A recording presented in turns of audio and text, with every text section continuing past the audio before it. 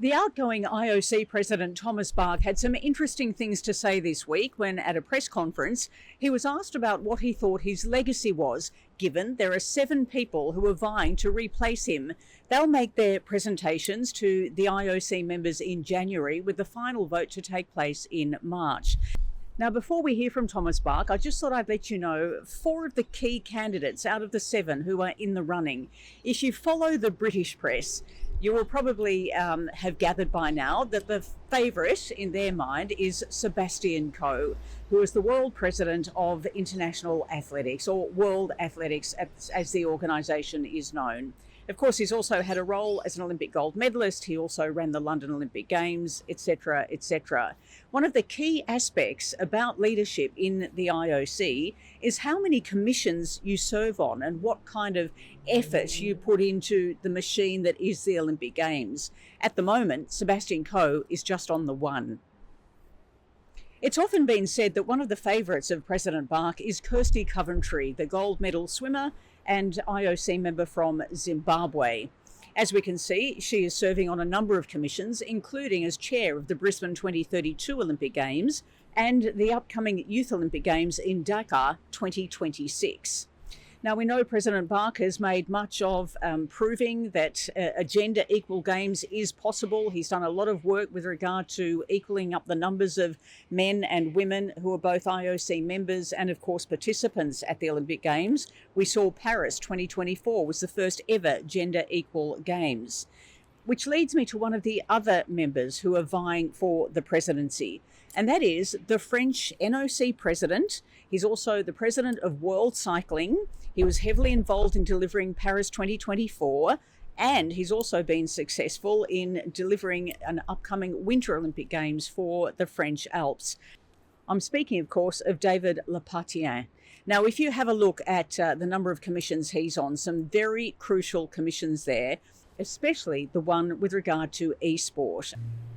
Now, I point out that one because you'll hear President Bach mention how big a deal that particular area will be for the future of the Olympic Games. And of course, one of the others we can't discount is Juan Antonio Samaranch Jr., who's been on 3 coordination commissions for previous Olympic Games, and he's also very heavily involved in the Olympic Channel, as you can see there. In fact, he's on so many of the IOC commissions, we can't fit them all in on this particular screenshot. There are 33 commissions all up, and those 4 representatives, as you can see, serve on quite a few of them. But the other important thing to remember is that the IOC is an association by invitation only. So it's got nothing to do with who the media supports. It's got nothing to do with who the athletes might support. It has only to do with who the 107 members will vote for when the election happens in March. Traditionally, it has always been the way that the IOC president, the outgoing president, picks his successor, and pretty much the members vote in line with his selection. And we know that after the successful Paris Olympic Games, there were a lot of photos that started to appear with David Lepatien alongside the outgoing president, Thomas Bach. But let's listen to the question and answer at the press conference this week. My question is to the President. President Bach, you've overseen the International Olympic Committee with a whole heap of challenges during your time with COVID, numerous wars, sagas with Russia, the Taliban taking over Afghanistan and women being banned from sport. You know them well. I just wonder whether you could give us some reflections, please, on whether the job of being IOC President is as you expected, if not, how so? And what do you believe your legacy will be and the challenges going forward? You know, when you're a candidate there for IOC president, you're not a candidate because you want to be president. You're a candidate because you have a vision for the future of the Olympic movement, because you have ideas, you have projects for which you look then for support in the membership. And there I was very lucky that at the beginning of my presidency, I could concentrate in conceiving this vision based on my election platform and to conceive Olympic Agenda 2020. And so now this is why you see me very, very happy. In some respect, maybe also relieved that we could overcome all these many challenges, and that with Paris 2024 Olympic agenda is not a vision anymore; it's a reality, and that this reality has met. As we could see there, from these polls, the expectations of the world to unite the world in a peaceful competition. And at such moments, it does not make, great sense to come back to every obstacle overall the time.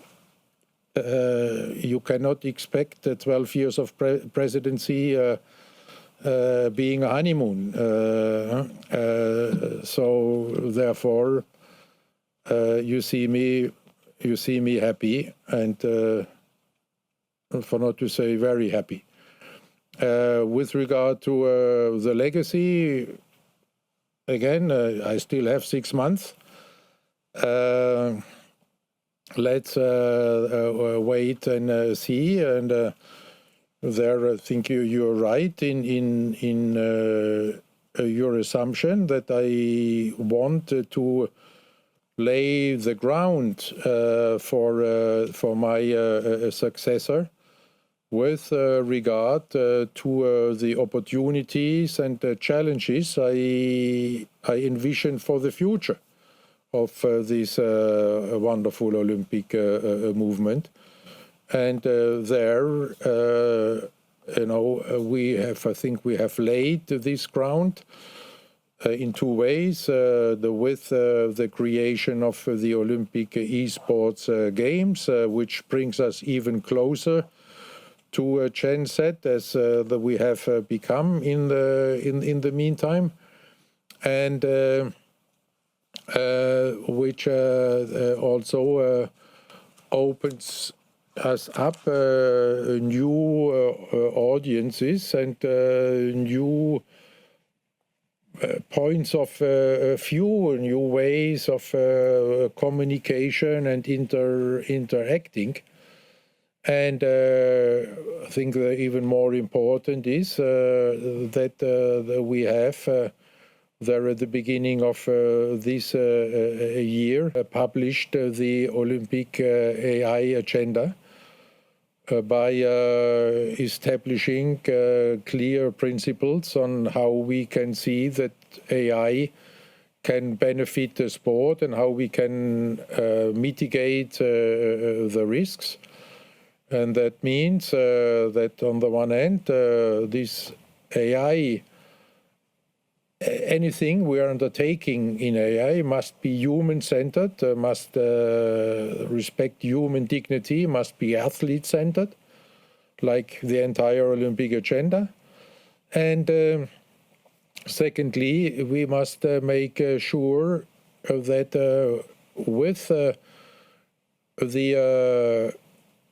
with the benefits of AI, we are not giving even more privileges to the already privileged countries and athletes, but that we are using AI really as a tool for solidarity and to democratize international sport by making the benefits available to everybody in the world to try to a better level the playing ground for all athletes across the globe.